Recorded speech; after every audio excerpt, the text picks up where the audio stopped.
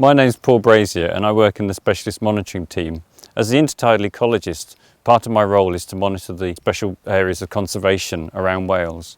I'm based in Bangor but cover the whole of Wales where there's a coastline. Here in the Penllyn Orsane Sac, which covers from Porthlyn Incline in the north to Clarick in the south, is a particular value for its reefs and estuaries, its shallow inlets and bays and the intertidal mudflats and sandflats.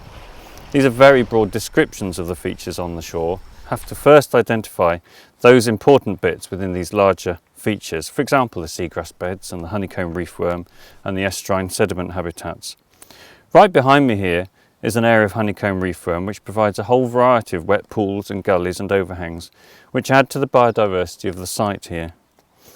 I collect information on the wildlife, the species and habitats at specific locations where we revisit on a regular basis. But also, we need to understand how the coastline and wildlife change.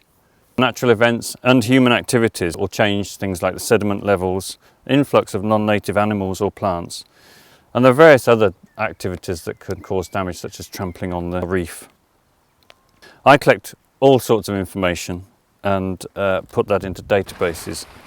After detailed analysis, I prepare reports on the state of these features, and this gets reported through the UK into the European directive. The animals and plants of the seashores are remarkably resilient and are able to survive storms, drying out and continual scouring by sand.